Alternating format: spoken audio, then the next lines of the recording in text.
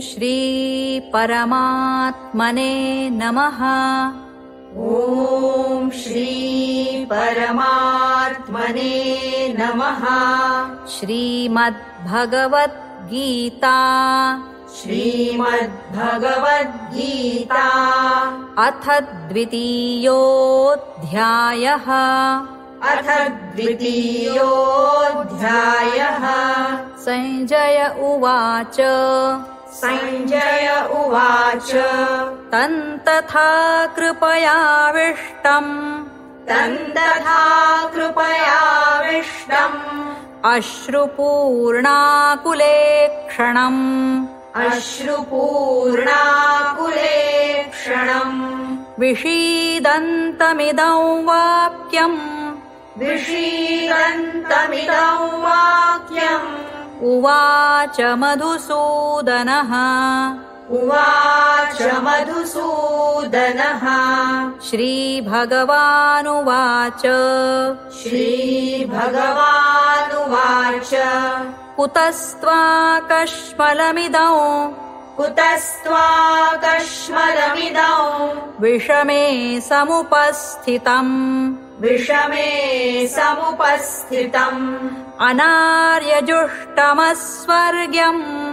अनार्यजुष्टमस्वर्ग्यम् अकीर्तिकरमर्जुन अकीर्तिकरमर्जुन क्लैब्यं मास्मगमः पार्थ क्लैब्यं मास्मगमः पार्थ नैतत्त्वय्युपपद्यते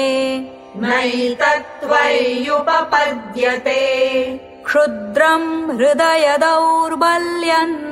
क्षुद्रं हृदय दौर्बल्यम् त्यक्त्वोत्तिष्ठ परन्तप त्यक्त्वोत्तिष्ठ परन्तप। अर्जुन उवाच अर्जुन उवाच कथं भीष्ममहं संख्ये कथं भीष्ममहं संख्ये द्रोणै च मधुसूदन द्रोणै च मधुसूदन इषुभिः प्रतियोत्स्यामि इषुभिः प्रतियोत्स्यामि पूजार्हा वरिसूदन पूजार्हा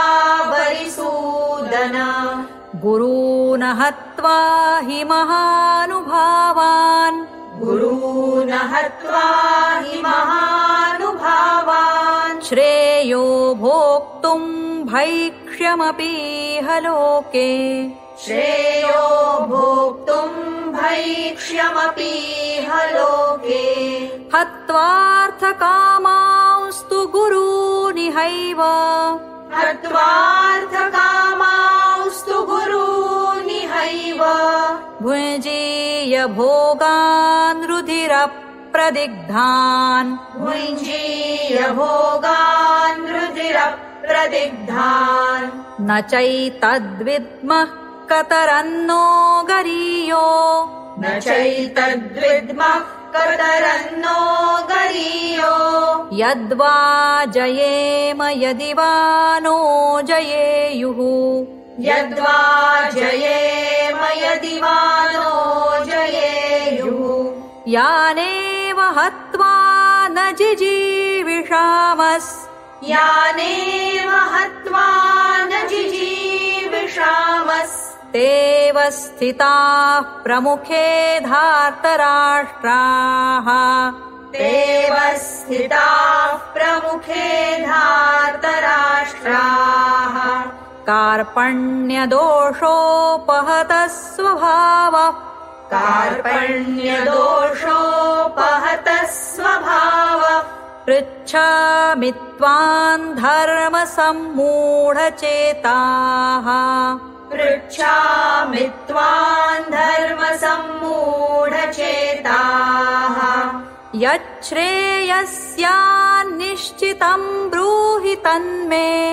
यच्छ्रेयस्यान्निश्चितं ब्रूहि तन्मे शिष्यस्तेऽहं शादिमान् त्वां प्रपन्नम् शिष्यस्तेऽहं शादिमान् त्वां प्रपन्नम् न हि प्रपश्यामि ममापनुद्यात् न हि प्रपश्यामि ममापनुद्यात् यच्छोकमुच्छोषणमिन्द्रियाणाम् यच्छोकमुच्छोषणमिन्द्रियाणाम् अवाप्य भूमावसपत्नमृद्धम् अवाप्य भूमावसपत्नमृद्धम् राज्यम् सुराणामपि चाधिपत्यम् राज्यम् सुराणामपि चाधिपत्यम् संजय उवाच संजय उवाच एवमुक्त्वा ऋषिकेशम् एवमुक्त्वा ऋषिकेशम् गुडाकेशः परन्तप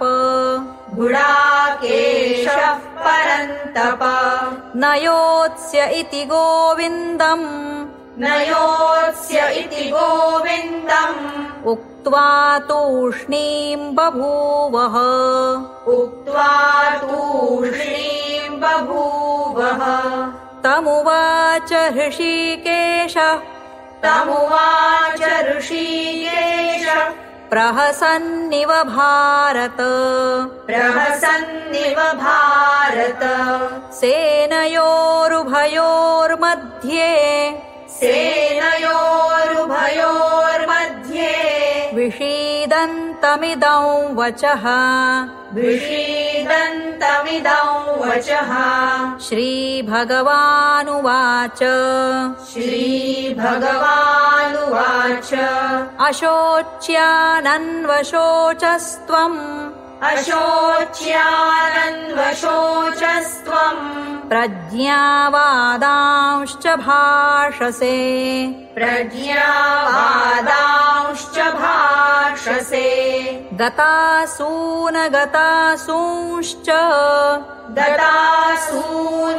गतासूनगतासूंश्च नानुशोचन्ति पंडिताः नानुशोचन्ति पंडिताः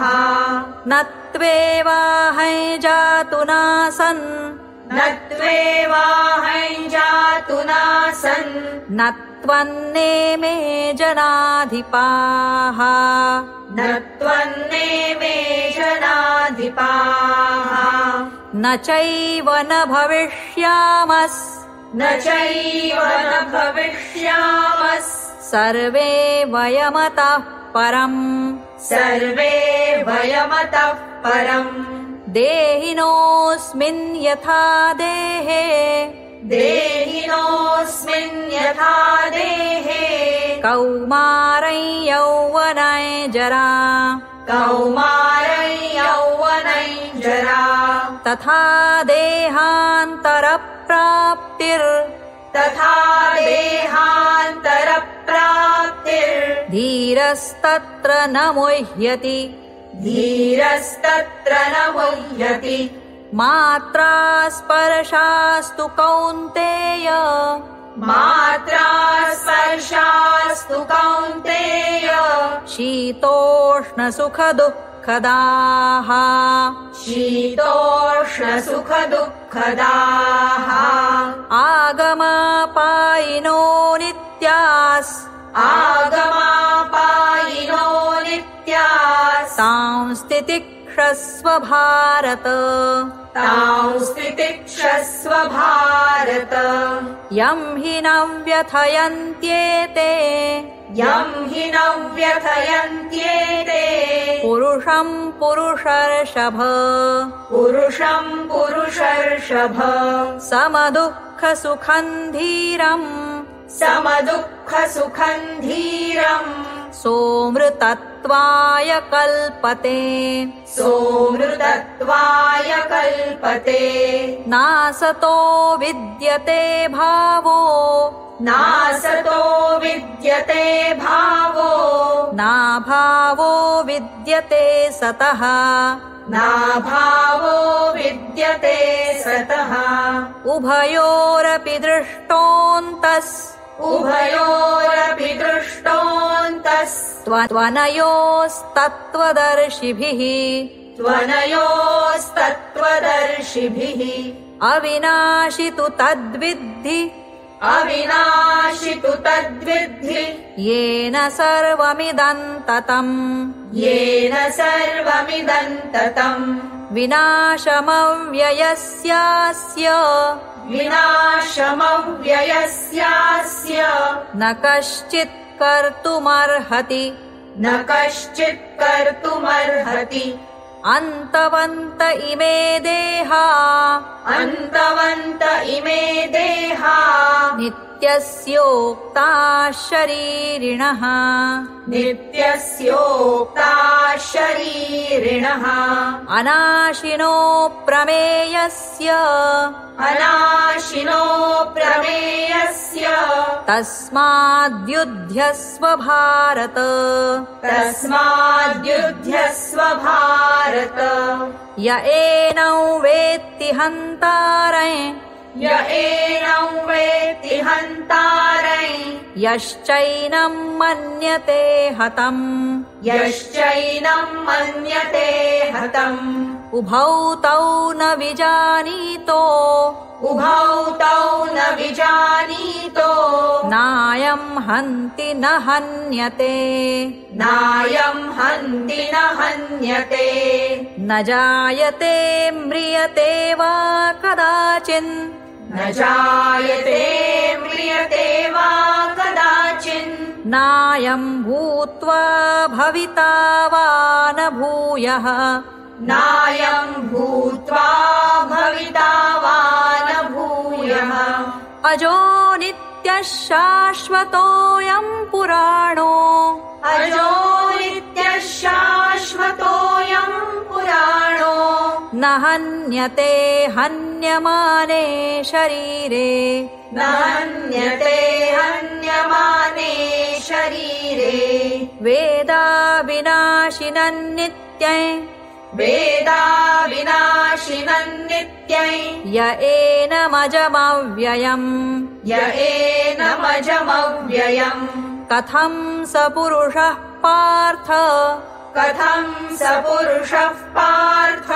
कङ्घातयति हन्तिकम्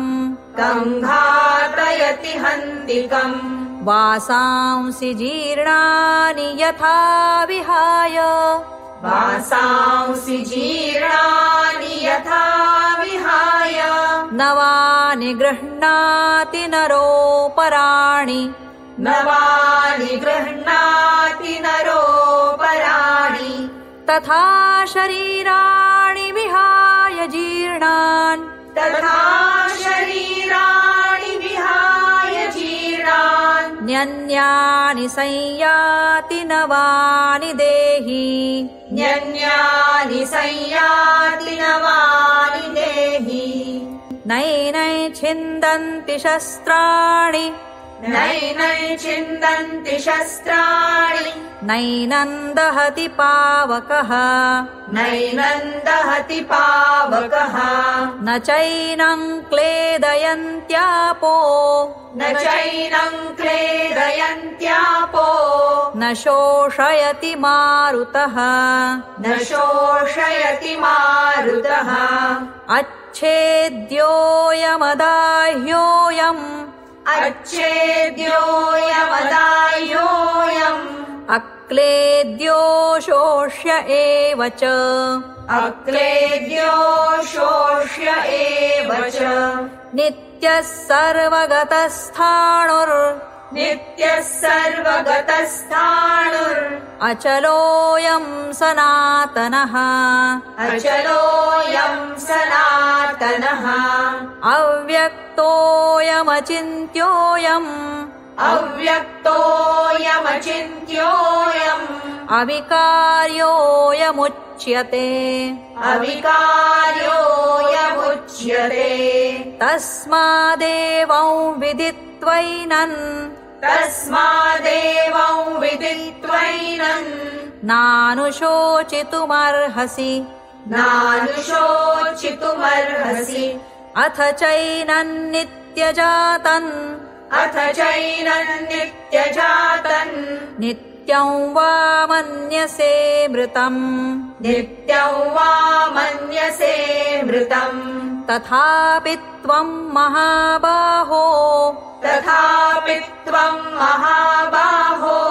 नैवं शोचितुमर्हसि नैवं शोचितुमर्हसि जातस्य हि ध्रुवो जातस्य हि ध्रुवो मृत्युर् ध्रुवै जन्ममृतस्य च ध्रुवै जन्ममृतस्य च तस्मादपरिहार्येऽर्थे न त्वं शोचितुमर्हसि न त्वं शोचितुमर्हसि अव्यक्तादीनि भूतानि व्यक्तमध्यानि भारत अव्यक्तनिधनान्येव तत्र का परिदेवना आश्चर्यवत् पश्यति कश्चिदेनम्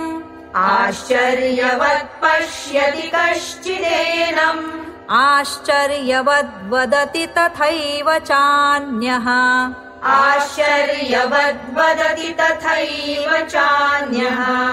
आश्चर्यवच्चैनमन्यः शृणोति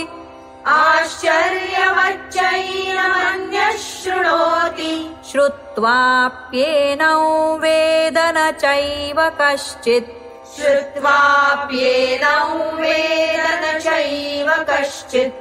देहि नित्यमवध्योऽयन्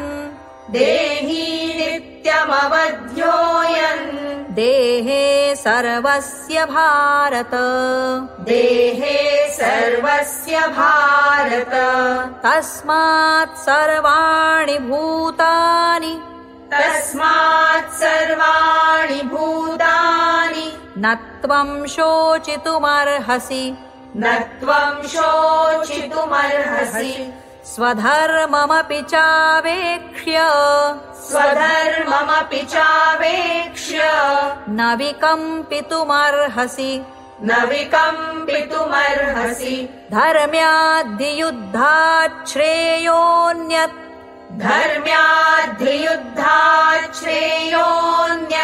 क्षत्रियस्य न विद्यते यदृच्छया चोपपन्नम् स्वर्गद्वारमपावृतम् सुखिनः क्षत्रियाः पार्थ लभन्ते युद्धमीदृशम् अथ चेत्त्वमिमम् धर्म्यम् सङ्ग्रामम् न करिष्यसि ततः स्वधर्मम् कीर्ति च हित्वा पापमवाप्स्यसि अकीर्ति चापि भूतानि कथयिष्यन्ति ते व्ययाम् सम्भावितस्य चाकीर्तिर् मरणादतिरिच्यते भयाद्रणादुपरतम्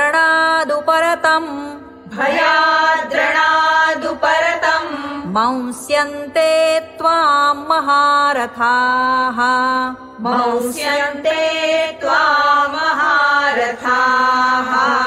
येषां च त्वम् बहुमतो भूत्वा यास्यसि लाघवम्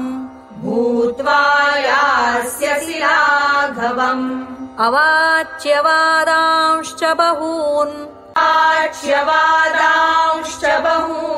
वदिष्यन्ति तवाहिताः वदिष्यन्ति तवाहिताः निन्दन्तस्तव सामर्थ्यम् ततो दुःखतरन्नु किम् हतो वा प्राप्स्यसि स्वर्गै जित्वा वा भोक्ष्यसे महीम् तस्मादुत्तिष्ठ कौन्तेय युद्धाय कृतनिश्चयः सुखदुःखे समे कृत्वा लाभालाभौ जयाजयौ ततो युद्धाय युज्यस्व नैवं पापमवाप्स्यसि एषा ते विहिता साङ्ख्ये बुद्धिर्योगे त्विमां शृणु बुद्ध्या युक्तो यया पार्थ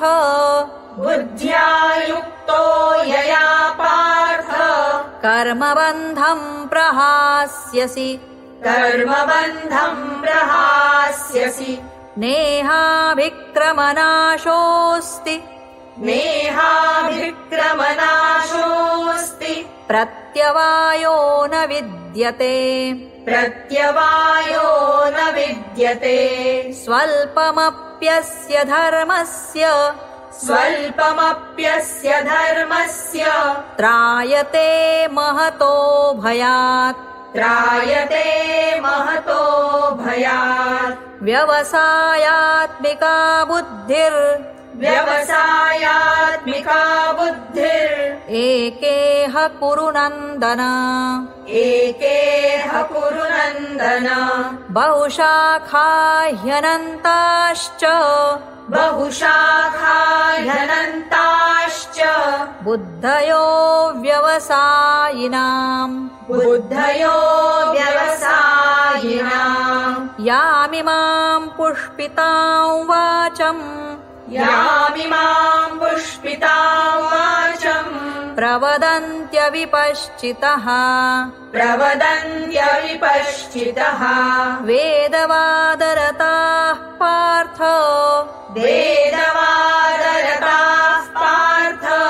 नान्यदस्तीति वादिनः कामात्मानः स्वर्गपरा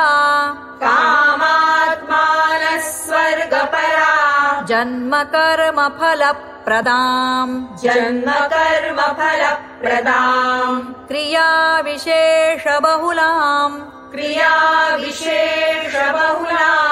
भोगैश्वर्यगतिम् प्रति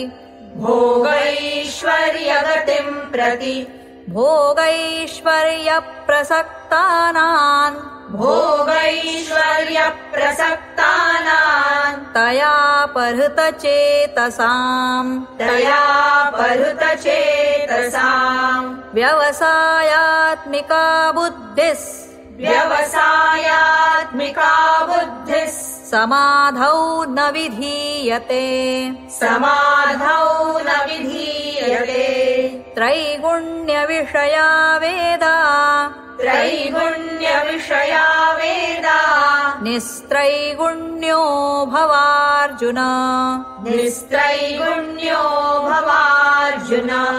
निर्द्वन्द्वो नित्यसत्त्वस्थो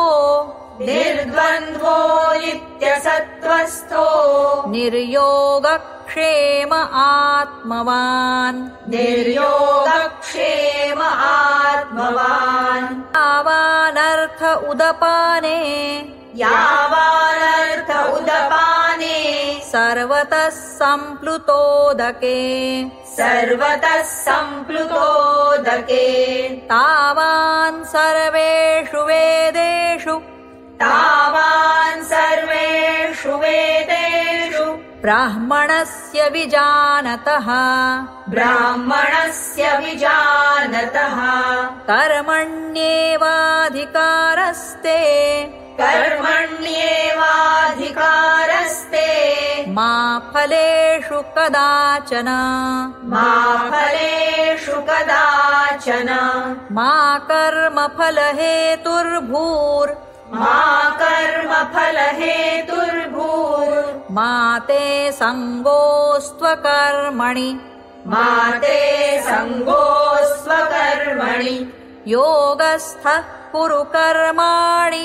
योगस्थः कुरु कर्माणि सङ्गम् त्यक्त्वा धनञ्जय सङ्गम् त्यक्त्वा धनञ्जय सिद्ध्यसिद्ध्योः समो भूत्वा सिद्ध्यसिद्ध्योः समो भूत्वा समत्वं योग उच्यते समत्वं योग उच्यते।